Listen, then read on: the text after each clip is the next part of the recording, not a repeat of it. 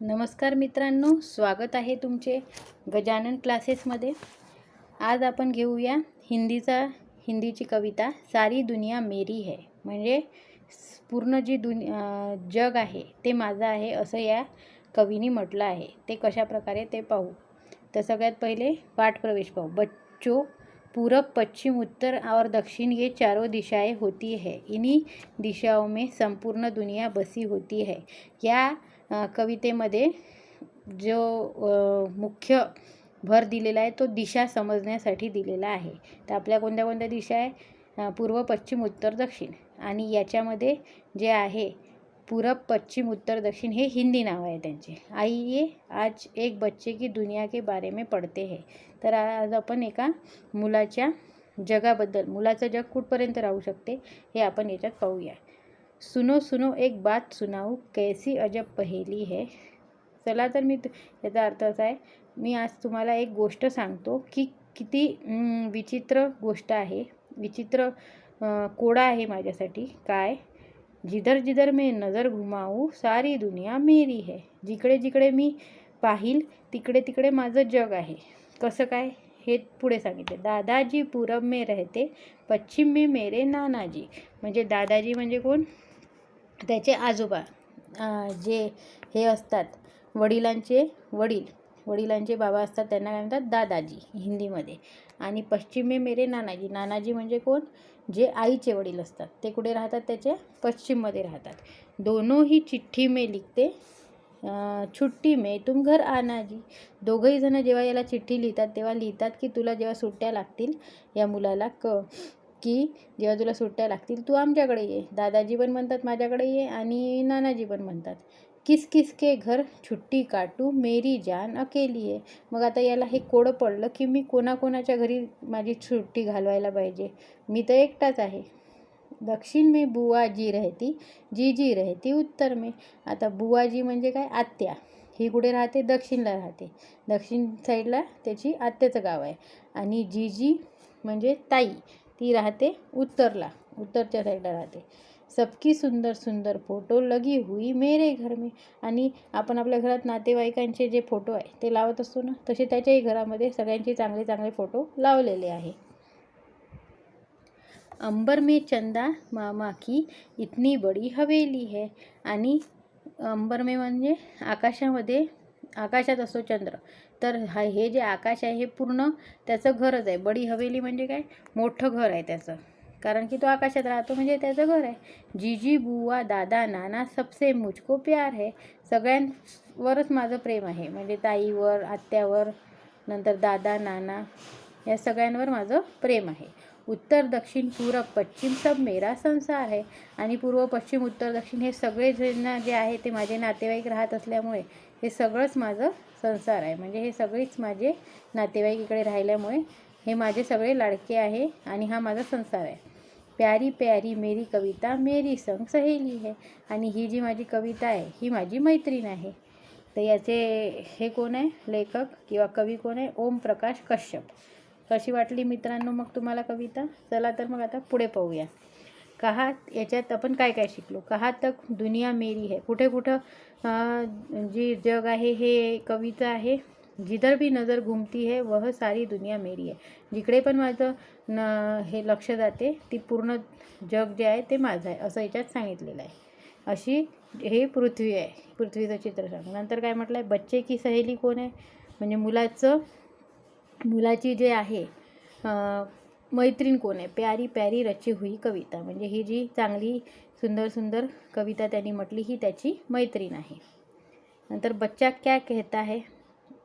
मुझे सबसे प्यार है और सारी दुनिया मेरी है। म्हणजे मला सगळ्या नातेवाईकांसोबत प्रेम आहे आणि सगळेच जण माझे जग आहे।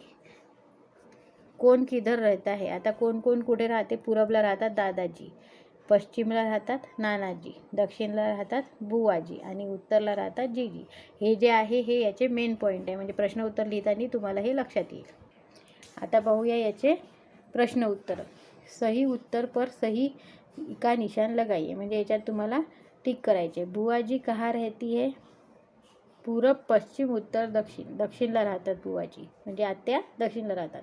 पूरब में कौन रहता है, पूर्वेकडे कोण राहतात, दादाजी, नानाजी, बुवा की जीजी, दादाजी राहतात.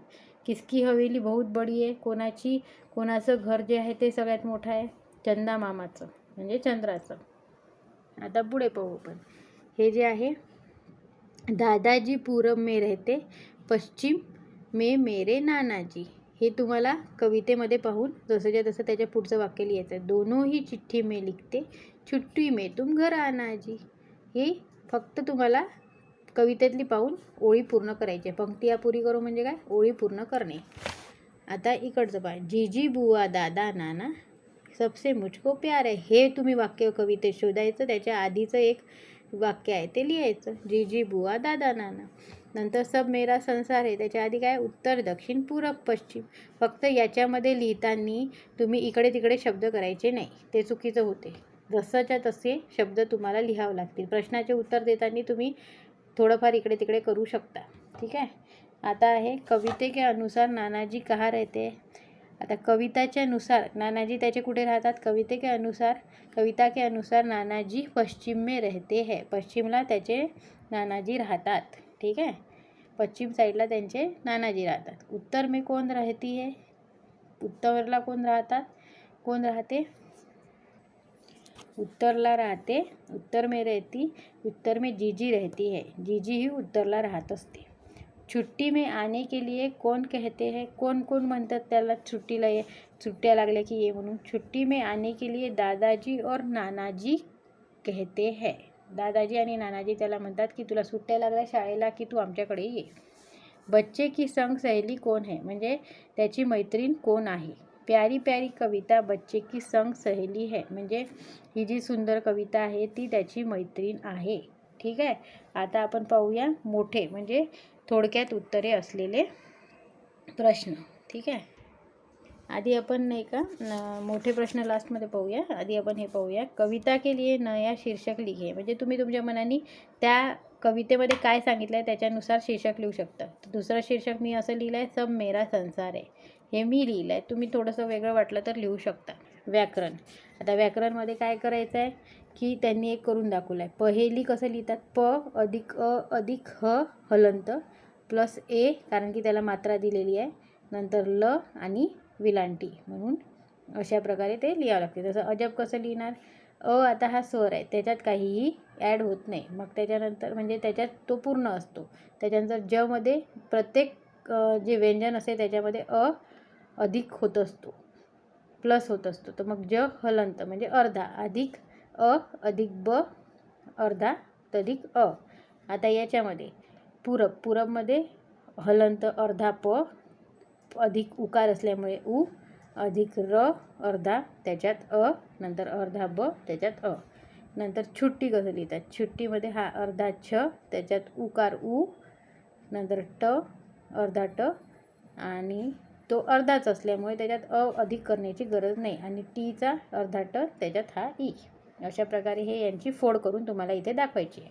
आता इथे काय लिहिलं आहे, गोले में लिखे शब्दों के पर्यायवाची शब्द पंखुड़ियों में लिखे हैं, इनमें से एक शब्द गलत है, उस पर गोला लगाइए. आता इथे जे आहे जगत संसार दुनिया धरा, हे जगत संसार दुनिया यांचा अर्थ एकच होतो आणि धरा म्हणजे पृथ्वी याचा अर्थ वेगळा असल्यामुळे जे आहे याचा अर्थ दुसरा असल्यामुळे याला गोल बनवलेला आहे. आता दुसरं, पत्र खत चिठ्ठी संदेश. पत्र खत आणि चिठ्ठी यांचा अर्थ एक असतो आणि याच्यामध्ये आपण संदेश पाठवतो म्हणून संदेश वेगळा आहे, त्याला गोल करायचा. चंद्रमा चांद चंदा रवी. चंद्रमा चांद आणि चंदा हे जे आहे हे एकाच याचे आहे. रवी हा रवी म्हणजे सूर्य, त्याच्यामुळे रवी जो आहे त्याला गोल करायचा आहे. नंतर पाणी जलज जल नीरा नीर.